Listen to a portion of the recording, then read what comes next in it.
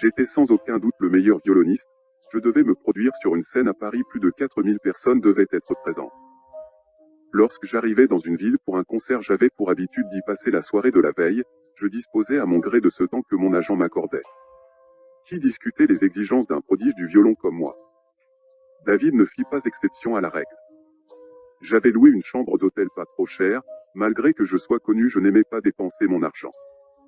Quand le crépuscule commença à descendre sur le port, je saisis ma canne en noyer à pommeau d'argent, cadeau de mon dernier professeur au Conservatoire de Londres, et je suis sorti dans la rue après avoir accroché la clé de ma chambre au porte-clés de l'hôtel, remarquant au passage l'absence du concierge. La canne et l'archet de la marche, m'avait expliqué le professeur en me l'offrant, cela s'était avéré exact, lorsque je marchais j'agitais ma canne dans le rythme de mes pas tapant le sol du bout ferré de l'objet. Tandis qu'à la nuit tombée je parcourais les ruines monumentales du palais de l'empereur qu'occupait aujourd'hui un centre-ville joyeux et festif, je tomba en arrêt devant une grande affiche placardée sur un mur. Troisième rencontre internationale de violon, le 7 juillet 2020 avec la participation exceptionnelle de Romain Johnson. Drôle de dessin pour une affiche de concert, j'ai pensé immédiatement. Mes mains croisées derrière le dos en appui sur ma canne, je dévisageais l'étrange créature qui était représentée. Il s'agissait d'un homme à tête d'animal, à tête d'oiseau plus exactement, une très fine tête blanche pourvue d'un long bec fin et d'un œil rond noir et luisant. L'homme à tête d'oiseau était assis sur un tabouret bas, face à la rue et montrait son profil. Pour le reste de son corps on pouvait voir son torse nu et poilu, ses bras d'homme et ses mains dont l'une tenait un violon verticalement par le manche, et l'autre un archet. Et quel accoutrement ridicule! J'ai ajouté à voix basse en détaillant le long tutu de balai blanc dont l'homme-oiseau était vêtu.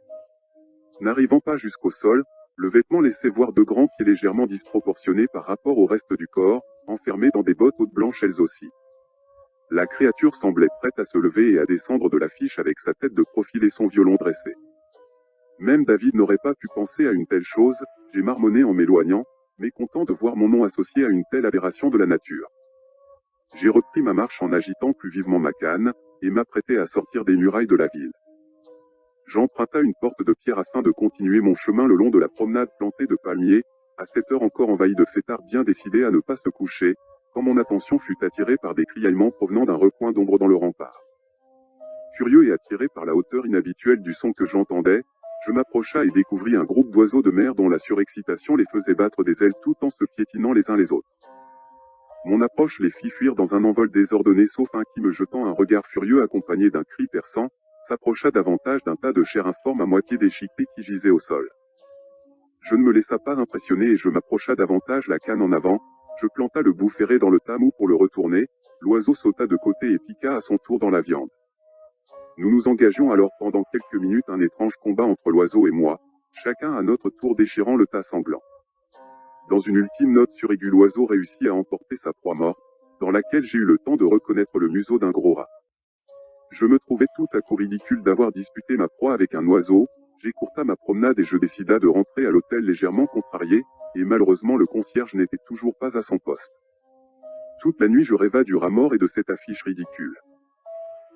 Le lendemain matin je me réveilla un peu nauséeux, je me suis assis sur le bord du lit et posa les pieds au sol pour me lever, mais à cet instant je les ai regardés fixement sans comprendre. J'étais sous le choc, deux pattes de 4 doigts d'un jaune délicat, muni d'ongles nacrés dépassaient de mon pantalon de pyjama. Je porta une main à mon visage pour chasser la vision effroyable qui ne pouvait être qu'un rêve dérangeant. Mes doigts rencontrèrent une douceur inhabituelle, légère et glissante, je tira d'un coup sec sur la masse que je sentais partout sur mes joues et sur mon front, mais je fis un sursaut comme sous l'effet d'une brusque piqûre. Je laissa mon regard perdu s'attarder sur les quelques plumes que je serrais entre mes doigts. Terrorisé, j'ouvris la bouche et poussa un grand hurlement distordu par mes cordes vocales. Un cri grinçant qui venait du fond de ma gorge sauvage et inarticulée, un bruit primitif qui écorchait les oreilles. Mes pattes jaunes me menèrent dans une démarche raide et dandinante, mais sans difficulté réelle jusqu'à la salle de bain où dans le miroir ma situation m'est apparue dans toute son horreur. J'ai saisi à deux mains mon affolante tête de volatile comme pour l'arracher du reste de mon corps, mais mon geste fut inutile. De profil le bec était long et fin, je me regarda encore par petits mouvements saccadés du cou. Que s'était-il donc passé? Je n'avais pas mal mais j'avais peur. Je palpa le reste de mon corps et sentis les poils sur mon torse, mais que devais-je faire? Des bruits de battements d'ailes me ramenèrent précipitamment dans la chambre. Avec horreur je vis poser sur mon lit le costume de l'homme-oiseau, celui de l'affiche, le tutu mousseux comme un nuage, ceinturé d'un ruban de satin et les bottes étranges mélange de chaussures de boxeur et de chaussons de ballerine. Par la fenêtre ouverte passa une longue colonne d'oiseaux de mer qui bifurqua vers le large. Je passa la journée cloîtré dans la chambre avec toujours ce corps d'oiseau géant, sans oser toucher à mon violon rangé dans son étui posé sur la commode de ma chambre. Impossible d'appeler qui que ce soit, ni mon agent ni un garçon d'étage. Chaque fois que j'ouvrais la bouche, enfin le bec des notes incohérentes en sortait. Alors que le soir tombait, j'ai fini par comprendre que l'on attendait de moi une transformation exceptionnelle. J'étais déjà devenu, sans comprendre pourquoi, la moitié de l'affiche. Il fallait que j'achève maintenant la métamorphose. D'une main je serra les 4 doigts de mes pattes, enfila mes bottes de coton puis j'enlaça les longs cordons. Me glisser dans le tutu blanc fut une expérience extrêmement singulière. Mes 2 pattes pouvaient bouger librement à l'intérieur d'un seul vêtement qui flottait autour de moi. Je sentais en dessous de ma taille la présence d'un corps presque féminin. Je n'enfila ni ma chemise ni ma veste de costume préparée dans l'armoire, juste le nœud papillon pendait sur un cintre, cette dérisoire pièce noire que je ne noie pas. Je resta torse nu étonné de retrouver la puissance si souvent cachée de mes muscles et de mon ventre. Puis arriva l'heure du concert, il m'était impossible de ne pas jouer, ma vie c'était la musique.